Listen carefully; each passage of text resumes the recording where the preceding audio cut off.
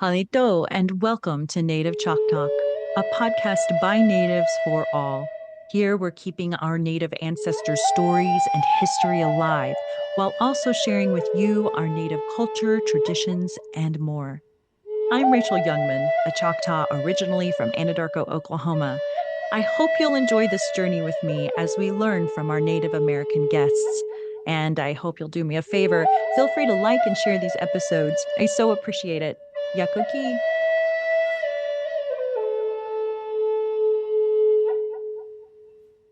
This isn't just a job for me. This is something that I can do to help other kids that were from small towns like me get out in the world and experience different things. See and share our stories at togetherwe'remore.com. You're listening to part 3 of this series. My dad was a policeman. He was a policeman in the army. He was in the, and I'm like, oh wow, like how does that stuff come on down Right? from a man he never met?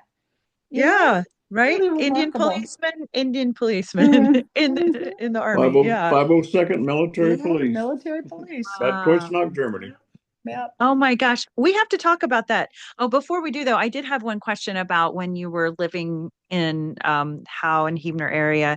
Was your actual address a Howe address or was it a Heavener address? Liffy and Adam lived in Howe, and Woody and Jeff lived in Howe. They lived in Howe, and the Joneses lived in Howe. Yeah. And then they Okay. moved.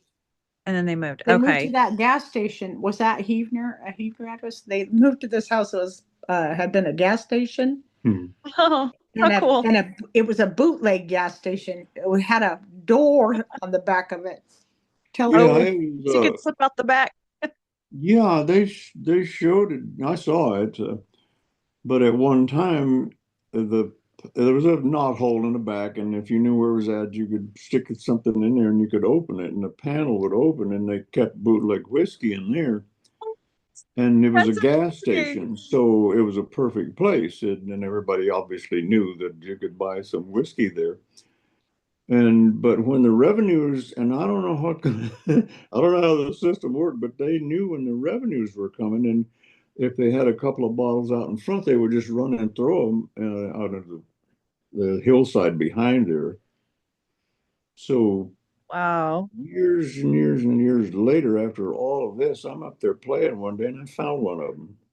They used to sit on the shady side of the house in the summer, and they'd lean back in these old cane chairs, and ladies would fan themselves. So he's sitting out there, and this is the maternal side, obviously. And I'm like, Grandma, look what I just found. And my grandpa's chair legs hit he said, Boy, I'll give you a nickel for that. no, but that was over at Oh, Heavener. right. That was the original Okay. address. There was a hill behind that house, and that was my playground. That was my playground. So fun. Well, I'd what, go up there with the old hounds. They loved to go hunting with me because I'd let them chase rabbits. Oh, And that's that was fun. was a Choctaw kind of a thing. When my dad was young, he said that each one of them they'd get together, and each one of them would bring something out of the garden. One would bring a couple of carrots, another a couple of turnips were big, and some okra and stuff like that. And they would go out in the woods and they would hunt until they found a rat. They'd catch a rabbit. Sometimes they could throw rocks, Yeah. but they would get a rabbit, and they had a big old pan that they carried with them. So that was for them. That was playing. yeah. Mm-hmm. And they would build a fire and put the veggies in the skinned rabbit, and put the rabbit in there, and That was a that meal. was entertainment. That was a That was meal. a meal. Yeah. One of the things that I find interesting is that our family came in on the Trail of Tears, and they came in at right around Shady Point and up by Fort Smith, Yeah. like on the Arkansas border. So my family, I think about how our family lived there for 100 years. So say they came in the mid Wow. 1830s, and they were still there in the 1930s. Mm. We're talking about LaFleur County, a very small area. Yeah. Howe, Heavener, Harshorn, uh, and that's Wilburton, And that's where my grandpa Woody lived. That's where Jeff lived. And my aunt Ola Mae Draper, she's my only aunt that ever met Liffey that I talked to. Mm, And they lived right there and died there, you know, more than 100 years later. And then my dad came out, so his legacy out to California was a really it was really big when I looked at it in the context of history. The yeah. move to California, to a new place with new opportunities, and to leave that, there was a lot of darkness in our family history, and to leave that behind and just start this new life. Even when his dad went back, and even when Mm, his mom left, he stayed here, and we have a beautiful life in California. And it didn't end our being Choctaw. You know, right, Right. it right. didn't destroy it. It just changed. It changed it, and we have kept that legacy going. And I just find that remarkable, just really Hmm. incredible. So I'm Well grateful that said. yeah, I'm grateful that he came out and that he stuck it out here on his own. Very independent man. Very So, much. That's a good point. our, I mean, he had to be. He had to feed himself ice cream when he was I 8 years know. old for dinner. yeah, Well, I was curious about your dad. Your dad was full Choctaw, and you yes, are named after him, Woodrow as well. We haven't really talked much about him in general. What was he like? I can remember him interacting with his brother, and they liked to laugh. And I know anecdotal stories I know when I was little, and of course, this is a story that I heard that I don't remember. But he liked to play the fiddle. Oh, And he was sawing away, I guess, on this old fiddle, and I was laying on the bed. And Emily told him, "Well, watch him, don't let him fall off the bed." And he said, "Okay." And she said she could hear that old fiddle she was in cooking or something. And all of a sudden, she heard that fiddle hit the floor. And I guess I screamed. I'd fallen off the bed. He let me fall off. of So course. that was, he loved, oddly enough, he loved to fish, and so do I. Hmm. Hmm. But he never taught me to fish. But you still have that in Well, you to want to. that was a transitional time for all young men because the dads were gone. That war lasted years. It Six wasn't years. like the World War II. Yeah, So fathers we're gone. gone, and boys just had to kind of raise themselves, bring themselves up. So he came to California, and that marriage broke up. And part of the reason that broke up, Rachel, was because he always wanted to go back to Oklahoma. Hmm. And Emily, my mom, I am not going Never back to going Oklahoma. back. Yeah. So there was always some tension there. But anyway, as soon as that marriage, and she left, him, not the other way around. And when she did, it wasn't any time till he back to Oklahoma. And he loved his brother Yeah. and he loved Jeff. So, And Yeah. Jeff was really super lovable. We imagine reading about Adam, I kind of imagine Adam being like Jeff. He's just a Mm. big old soft-hearted, quiet-spoken and, Choctaw man. and we Yeah. speculate Yeah. about whether or not, DNA gives us all of our physical characteristics. We were just kind of pondering the way we do. Does are there traits in the DNA that Yeah. you've got one really soft-hearted person, and does that DNA trickle down to Yeah. the Yeah. generations or not? Mm. That's just something to think about That's when something you're to got your ponder. head on your pillow tonight. Yeah. We were in Tallahassee at that time, and I was still in a crib. So I was small. And one morning, I guess the car wouldn't start, so it was Jeff, and we were staying with Jeff and Opal. So it was Jeff and Opal, and obviously Emily and my dad. And apparently the car wouldn't start, and I was asleep in the crib, and I was tiny, so they just pushed the car. Well, timing being what it is, I woke up and I managed to get out of the crib, and I didn't know where anybody was at, so I took off to look. They've left me. Well, naturally, Oh. Things being what they are, I went this way and they were pushing the car that way. So they come back and the crib is empty. So you can imagine. Independent father. Imagine how frantic that was. But the 82. Go. Oh, they came, No obviously, way. they came and found me, but you know what a ruler is that you pull out? Like, it made a perfect little gun. It had a little Okay. thing, you know, you've seen them. Right, right. So I was, and my dad told me, Tape measure. don't be fooling with my tape measure. Okay. Well, it was just such a beautiful little pistol. So I got in trouble when he got home, and bad trouble. So I just left. I packed me a few little bag I'm things done. and a handkerchief, and like you see, down the road I went. I was headed to my grandma's. And I made it. But of course, they came looking for me. And they said they went by this one house and said, there's an old man sitting up there in a rocking chair on the porch, rocking. And he said, when they went by, he said, you looking for a little brown boy with a little white dog? They said, yeah, that's our son. He said, he's just ahead of me. So I went to my grandma's house That way. and she let me in, and I told her, they're mean to me, Grandma. I'm gonna stay in here. And I said, here they come, they're coming for me. Don't let them get me, Grandma. She says, okay, you get behind the door here. And I heard him knock on the door, and we're looking for Joe Boy. And I know she was pointing. And she said, I haven't seen him. Okay. Well, and I heard them say, well, if you see him, you take care of him and let us know. We'll come back and get him. And they went through this whole rigmarole, and then she closed the door. And I think I might have got chicken dinner. But she kept let me stay overnight. Chicken Okay, dinner. her grandma genes came down to me. I take care of my grand boys too, and they're That's just right. my dad, both of them. In the stories he's been telling me, I mean, I always knew he was in the war and he was in Germany, but I never got it until the last couple of years when we have had time to just sit and talk.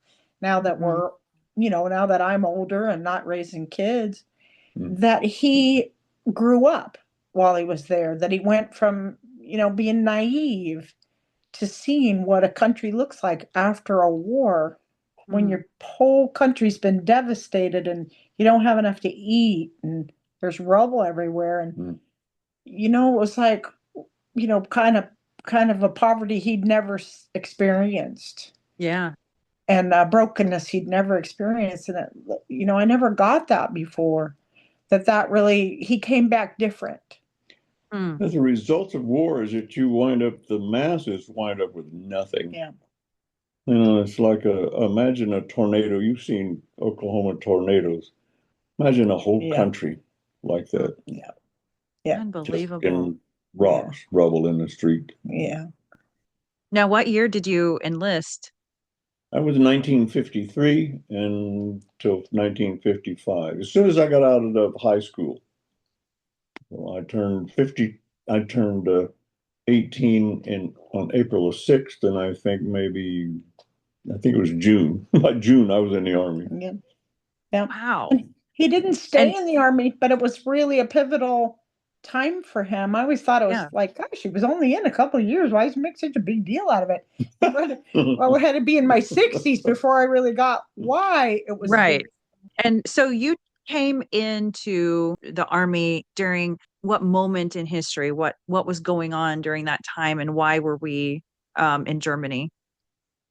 I have a medal that was presented to us at that time. It's called the Army of Occupation. So we were still occupying Germany. Germany was still under our rule, under our control. They had no police force. They had nothing. We were the infrastructure, I guess you could say. Yeah. The politics at that time, at that age, you're not interested in politics much, but we had some heroic times kind of those were kind of romantic, if you can romanticize that kind of thing. There is a book called The Candy Bombers. And you might remember something called the Berlin airlift. Yep. Okay. Stalin was trying to do to Europe, Germany, what Putin has done to the Ukraine. He did not like the way they split Germany up because there was the American zone, the British zone, and then the Russian zone. And there might have been a little tiny French zone. They were, Right. anyway. But he wanted all of it. He felt like he should have it. So we were there basically to stand on the wall and say, no, this far and no farther. And so that's kind of what we were doing. We were guarding Europe from Russia, basically at that, Yeah. or from Stalin, not from Russia. People don't want to annex everything. It's Yeah. leaders that want to annex the world. Yeah. So anyway, he blockaded Berlin one winter and said, I'm not letting anybody in because you won't vote to become part of Russia. So they started something called the Berlin airlift, and we began to fly supplies in there. Fascinating story if you like to read books. Yeah. But they had it down to such a scientific um, operation that they were landing planes by the second. And then they shuttled off, unloaded them. They were back in the air and back to pick up more supplies. But the reason for the candy bombers thing is because one, they came in, I mean, you can see them, they landed, they were flying right below the buildings. And one day this pilot sees these kids standing in an open field and he has a Hershey bar or something in his pocket and he tosses it out the window. And he sees them scrambling for this chocolate. And the next day when they came when they came in to make their run, there was a half a dozen kids. So they began to throw candy out the window, and pretty soon they had like hundreds of kids standing out there in this field. And Hershey's, the company got involved in it, candy makers got involved in it. They were giving candy to these planes, and as they were flying in supplies, coal, for instance, for heating, to get them through the winter, they began to throw this candy and stuff out the window, hence the candy bombers. Wow. I That's love And these it. kids hadn't tasted candy or chocolate for because the war was just over. Yeah. Wow. What a story. Yeah, it was neat. It's I don't think they ever made it. They might have made a movie out of it, but you know how Hollywood works things up. Oh, But sure. yeah, Well, yeah, so that's one of the things that I came to, as an adult. Like I said, these stories that I'd heard about, he's got a lot of cool stories from that era. But I was like, oh, Berlin, oh, Hmm. they were bombed to smithereens. yeah. Germany, they'd been vanquished, it Yeah. just really hit me like he was there to keep the Russians out. And so, yeah, it wasn't World War II. And they had freezing winters that winter, and they had no coal. They had no Yeah. way because he blockaded. I guess I should back up. All of that stuff came in by rail, and he Okay. blockaded the railroads. So they But he can't. started But you bringing them can't up by block. plane. Yeah, you can't blockade the air. Yeah. Yeah, So true. yeah, so it may have been after the war, the Korean War. It's an era that people don't think much about, but Europe was still devastated, and my dad was there in Germany where World Right. War II ended. So That's amazing. yeah. You were right there in it.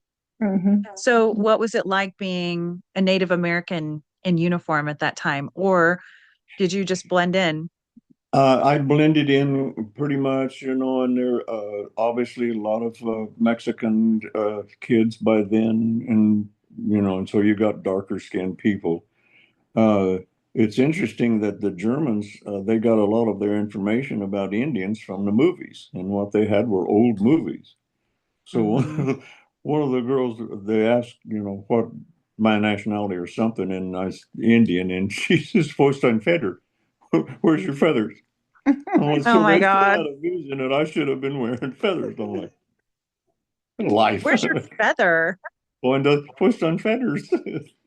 You can't be a real Which, Indian if you don't by have the a way, feather. I do have feathers now. They're up. He's got eagle feathers Eagle now. feathers. Oh, nice. Yep. Of course, he came back from the war and then had family. Got married to his high school sweetheart, my mama, and they probably, if they had waited, they probably wouldn't have got married. There was a lot of pressure on people then, so they struggled some in their marriage, but they had 3 kids, and he worked as a truck driver, and he went to work in the refinery, and when trucking started to decline, he made a great life.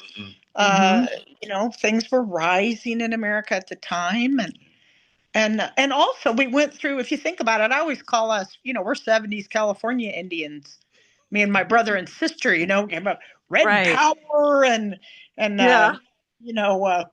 what's the all Aim. those the books that came out like Custer's Last Stand and Russell Means and the AIM movement. And So so yeah, it's interesting that it was the time frame and how things were changing in America, yeah, as well as you went back and found additional new roots for your life. So you had roots in California, but yeah, you didn't know that you had such deep roots in Mhm. Oklahoma. So all these things were coming together in the ethos and yeah, bringing you back to your native right, root.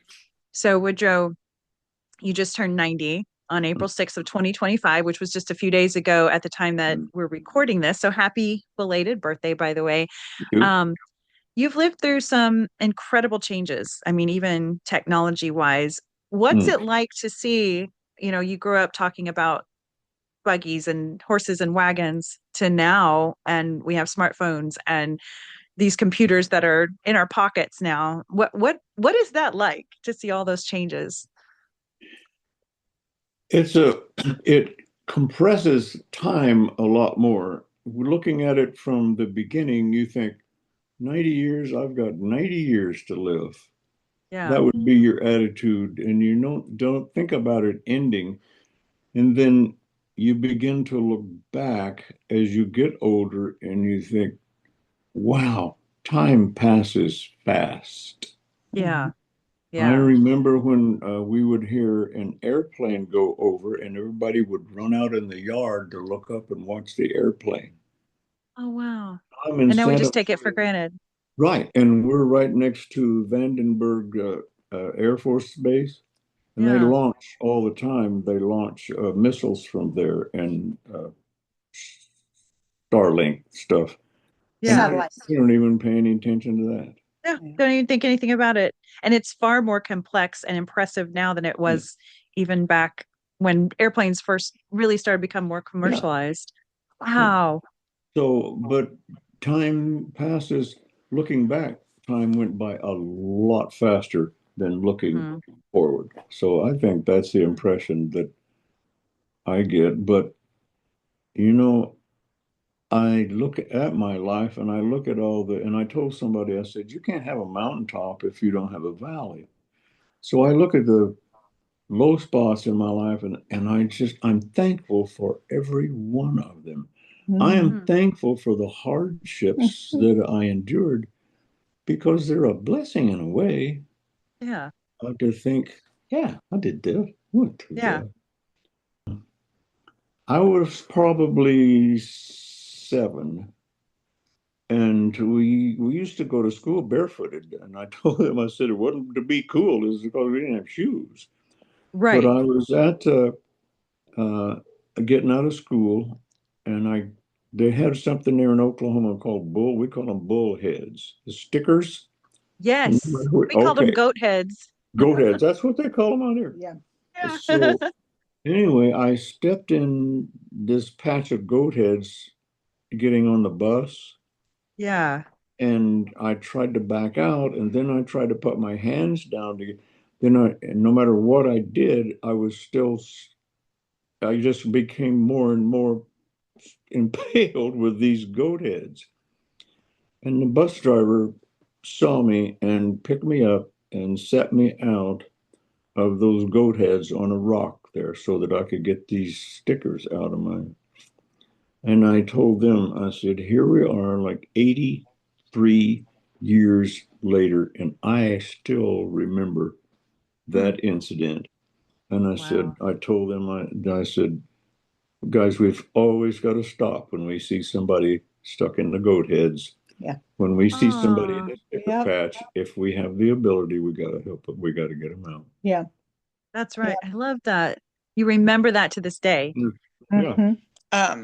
The Choctaw, Choctaws brought Christianity across from Mississippi. They came with missionaries, and you can see when you look at Adam's writing that he was a man of faith and a Christian. And we even have Methodist ministers in our past.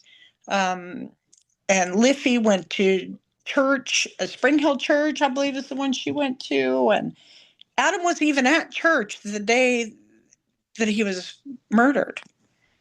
He was at church earlier, and the last person who saw him was his pastor. So I just wanted to bring that into it, that this faith that the Choctaws have. And, my father had that like in the background of his life growing up, and his grandma was a Christian. But in the 70s, where we just were talking about, as the rise of the Indian movement, also there was a evangelism going on in Calvary Chapel down in Costa Mesa. And it was a big movement of Calvary Chapel. And my dad went down there and rededicated his life to Christ was it a Calvary Chapel? Yeah, a Calvary Chapel in Costa Mesa. And then he still goes to Calvary Chapel here in Santa Maria. So that has continued through his life, his walk with Christ. And just like everything else, there's been bumps and, there's been side roads. And one of the side roads was that he met a woman when he was working at the refinery named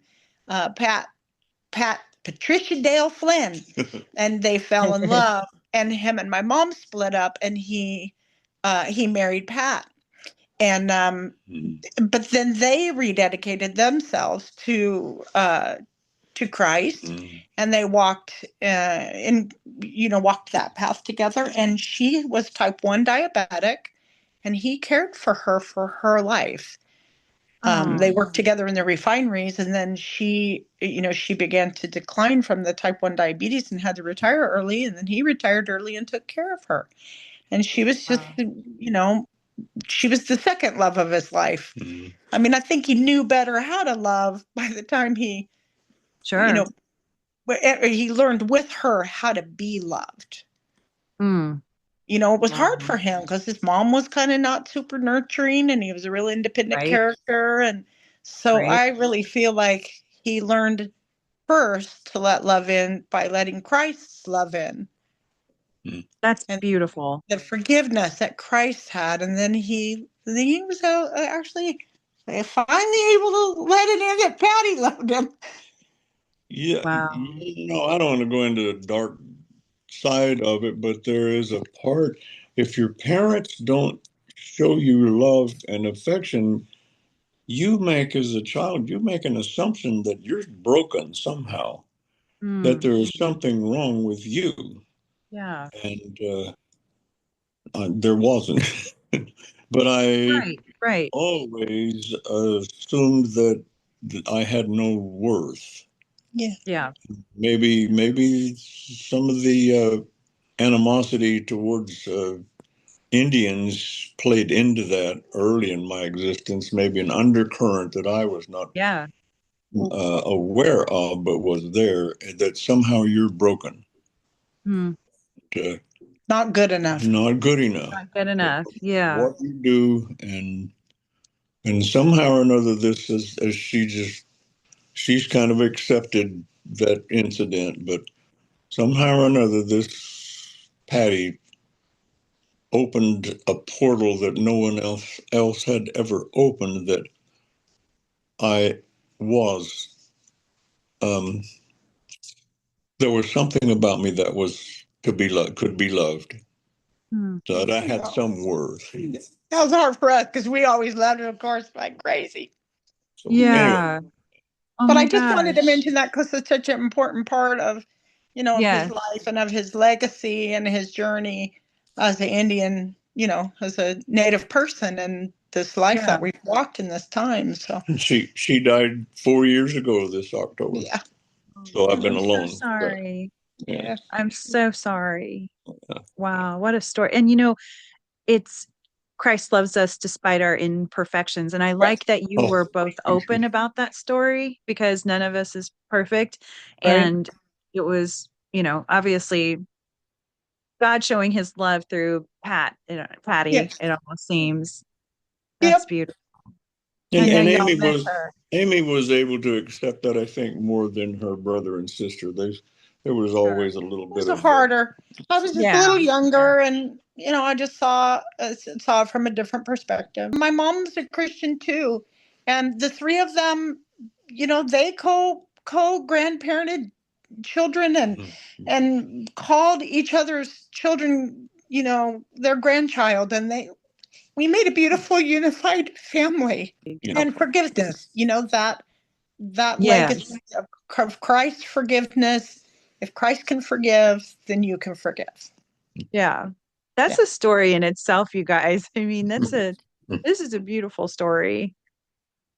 So again, as we talked about, you are 90 years old, Woodrow. That's a long time to walk on this earth. What advice would you give to young people today, especially young Native people? Was this friend of mine, uh, her husband passed away right after my Patty passed away. So we kind of leaned on one another to Yeah. grieve. But she was going in the grocery store here one day, and there was a lady outside. I don't know exactly how that she noticed her, but she stopped and she gave her something, a sandwich, a half a sandwich or something.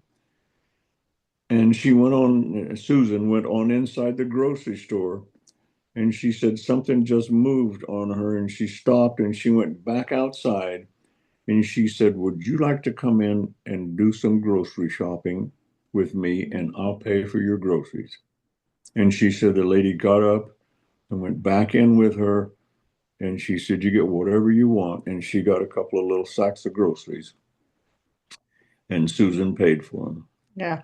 So Yeah. if you See see something? something, Do something. do Do something. something. Mhm. I love that. And I'll take Right. that for myself as well. Huh. Mhm. But don't wait on the government. That's right. Yeah. Well, Woodrow Wilkins, veteran, elder, storyteller, and keeper of the flame, thank you for sharing your story with us. You remind us that strength isn't just something we're born with, it's something we earn. And sometimes it's something we pass on. So, in the next segment, folks, we'll hear from Woodrow's daughter, Amy, about ancestral stories. So, listeners, stay tuned for a family mystery that stretches across generations. Yakoki. Yeah, Koki. Thanks for listening to Native ChocTalk. Be sure to join our community on YouTube, Facebook, Instagram, and Twitter, and check us out at nativechalktalk.com. Stay tuned for the next episode. You're going to love it. Yakoki. Thank you, my friends.